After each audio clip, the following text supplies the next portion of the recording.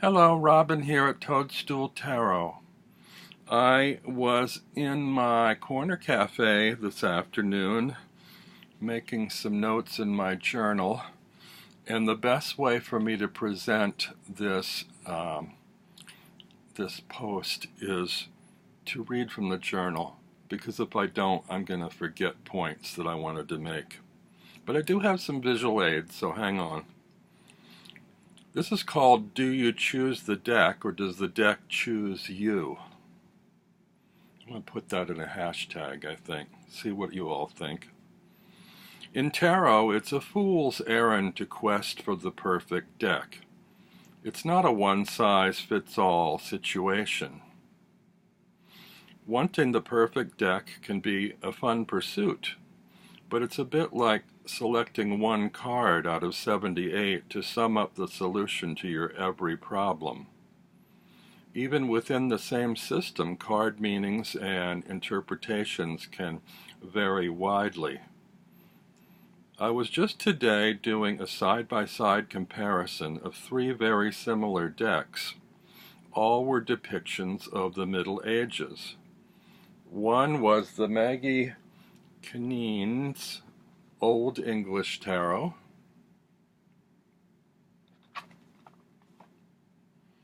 The second was the Estensi Golden Tarot of the Renaissance by Giordano Berti.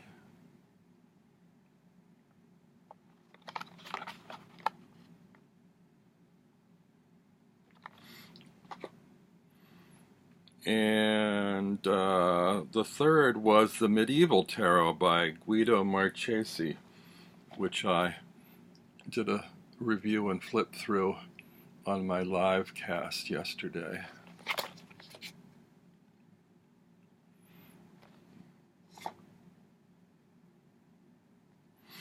I originally started out with the intent of deciding which deck I liked the best.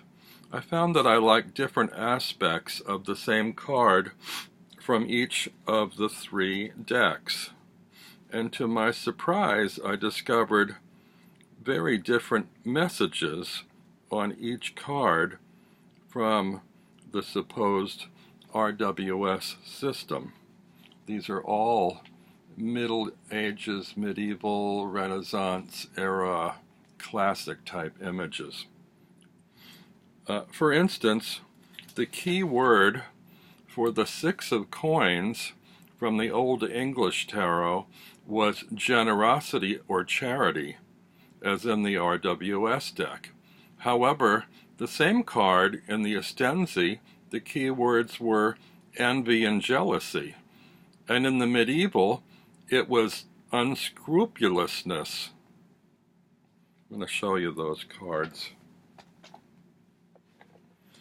I don't have the best photographic setup here, so I did a little makeshift thing so you can see the cards. On the right, for comparison, is the universal weight, or universal Rider-Waite Smith, that you're all used to.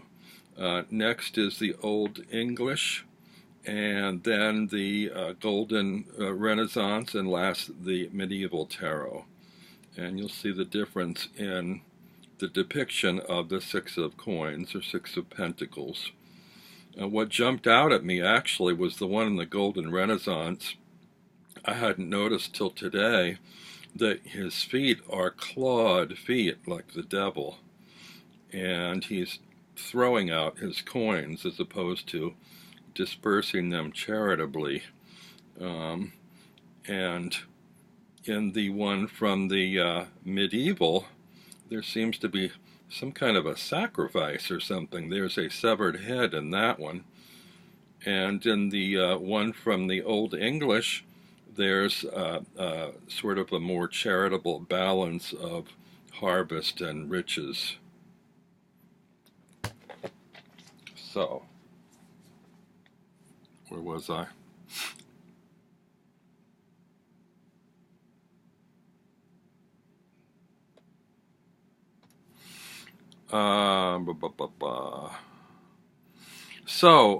This might make one question the value of a guidebook. I find personally that is one of more value. Of more value to develop one's instincts and intuition on image reading.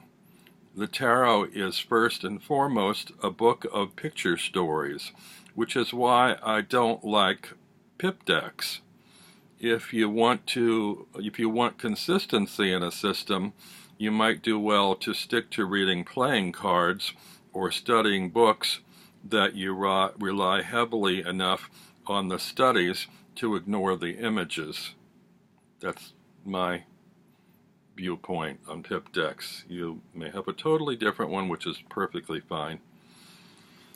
I wonder if this is the reason that so many people prefer oracle cards, because the rules don't seem to apply. Constrictions are loosened and intuition takes over. This brings me back to the question of why people collect so many decks and don't stop off at one. Perhaps one finds oneself more frequently and consistently in tune with one particular deck than another. But inasmuch as someone might draw a single card from a particular deck for guidance, they might also select a particular deck from a whole wall of options. Like Simon has a huge collection. It's like a tarot shop to choose from.